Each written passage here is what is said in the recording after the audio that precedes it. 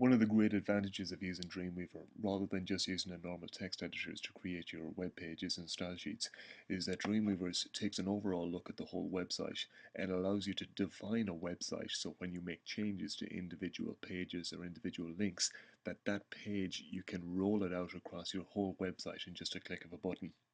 So it's very important anytime that we create a new site in Dreamweaver that we define this site in the proper way.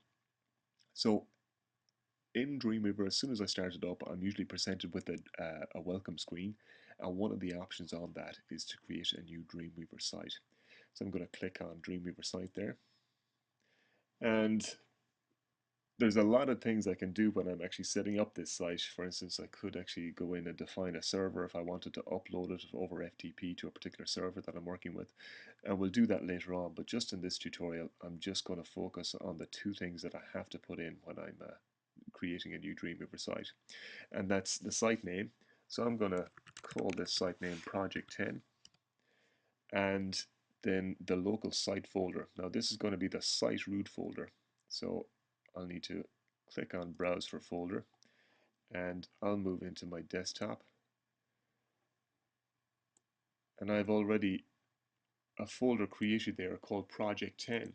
Now if you didn't have a folder already created, you could just as easily click New Folder there, that button, and just create the folder on the fly and then select it. That would be fine.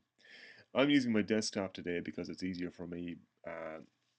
If you were using it yourself, or if you're creating your own project folder or site root folder, you'd probably create it in either your NAS drive or your G drive if you're in the college. So I've selected that Project 10 folder, and I'm going to click on Choose, and then I can click on Save. And so over here in my Files panel, I can see that I've got a new project created, Project 10, and I've got a new folder in there called Project 10 Site Root folder.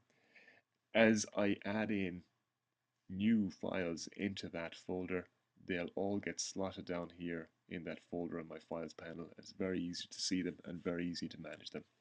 And so that's creating a new Dreamweaver site in Dreamweaver.